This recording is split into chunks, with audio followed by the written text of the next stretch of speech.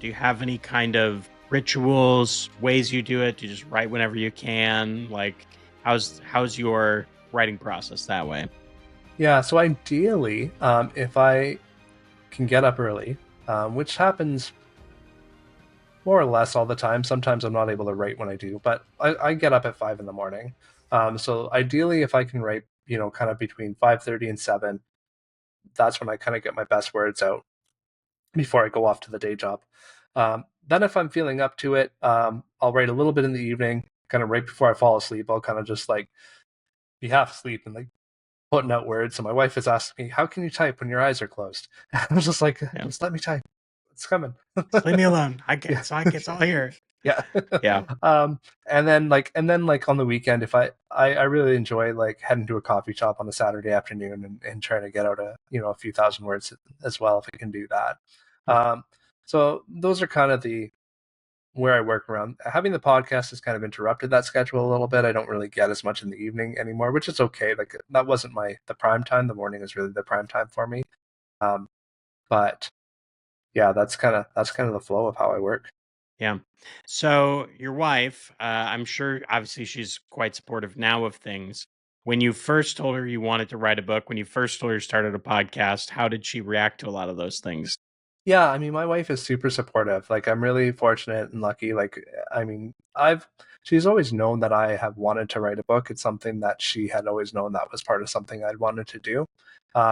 So she was super encouraging and really excited that I finally was going to do this.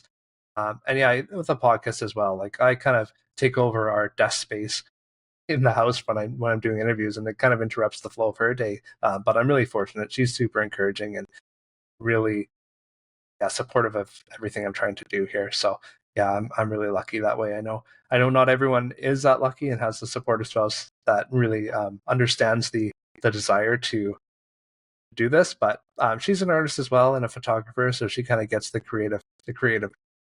Yeah. Yeah, my wife's the same. She's we've been married 16 years now, and Yeah, she yeah, same as us.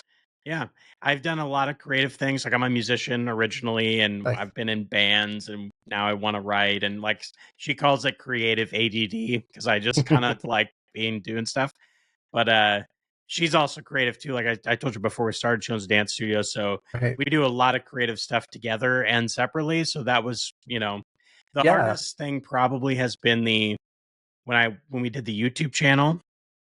Um, and just like I had to kind of prove, like, not that she wasn't supportive, but I definitely had to prove that like I was taking it seriously and that I was going to do it long enough that would actually pay off, right. Yeah, because YouTube is one of those where it's like, who knows? Like you may work, may not work, but you just have to do it long enough.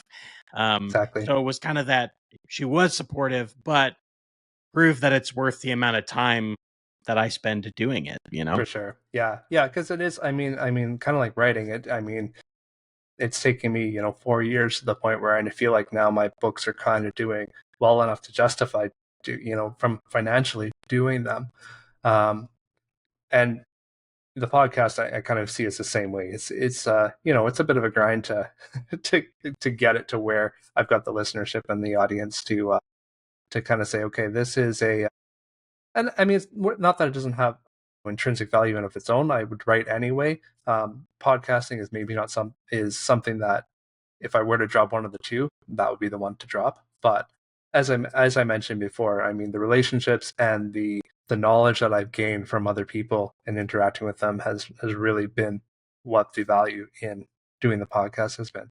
But yeah, to your point, I'll just pull that up here for my wife being supportive and working together. This book actually, so I ran a Kickstarter for this book, and one of the tiers in the Kickstarter was illustrations, adding additional illustrations to the book. So my wife added actually Wow, was that's some of the awesome. illustrations for the book.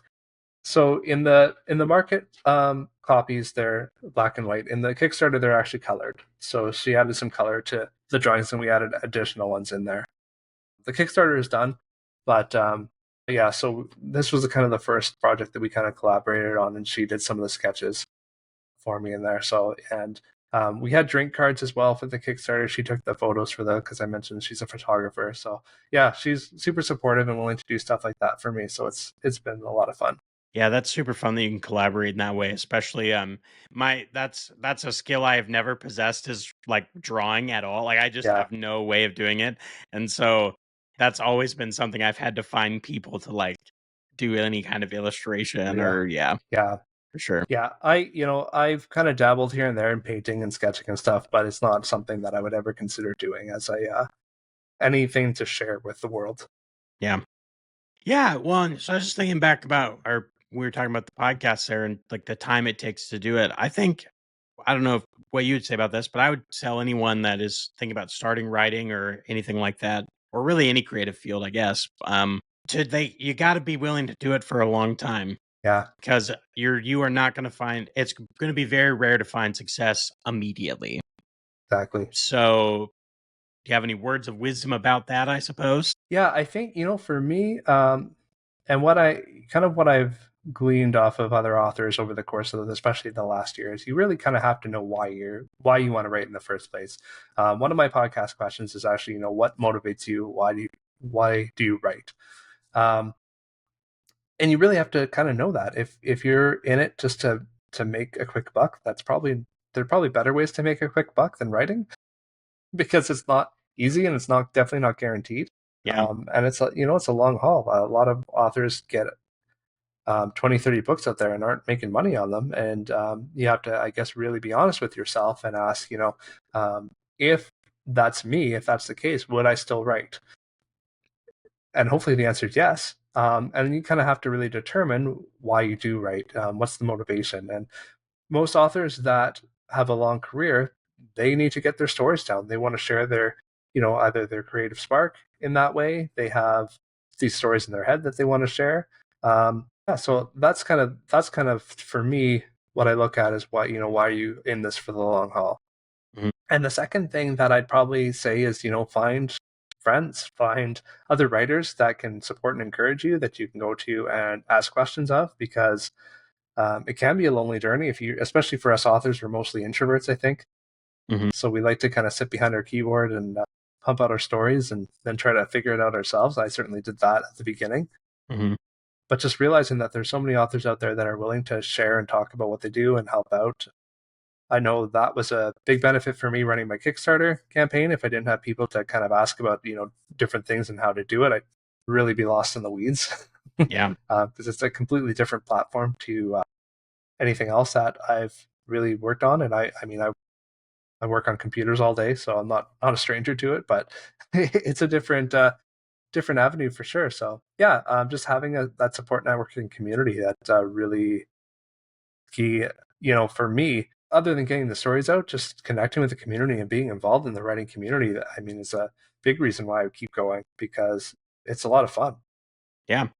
Yeah, I would totally agree. I saw, I'm not going to say it exact, but I saw a quote or something from C.S. Lewis, and he basically was kind of what you just said, where was don't become a writer to be a writer, become a writer because you want to tell stories.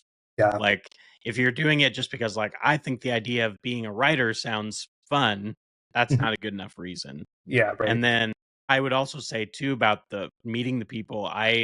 We talked about it a little bit before, but like we've had a few of the same guests on our podcast too. So the break-ins, that group of people, they've been super fun to meet. And I before I started doing the podcast, I really had been kind of in a writing slump. Like I just wasn't motivated to do it. I was like, I don't like. I'm just kind of was in that slog mode. But just talking to everyone that I've talked to has gotten me really out of that and more motivated. Like seeing everyone Definitely. be successful and like doing it, I'm like, hey, kind of finding another wind about it. So, Yeah, and it's funny because I was talking to Joshua Walker, who is mhm. one of the founders of the Break-ins, He's actually. great. Yeah, He's a cool guy. yeah. So he's actually on my show this coming week. But I was talking to him because he was one of the two people that started that group, and just talking to him about why. And it was really just that he realized that he needed friends to help him, like, kind of work through some of these questions about marketing and encouraging each other to write and that sort of thing. Um, and he had the foresight to take a look and say, okay, like this could be a lonely journey, or I could find some friends who are also probably lonely in trying to do this, and we can work together, and so it's not so lonely after all. And it is surprising that more authors, especially now with the you know the technological abilities that we have to connect, Yeah. don't do that and form online writing groups. I really think that it's nothing but beneficial for people Mhm. to get out and share their experiences with each other.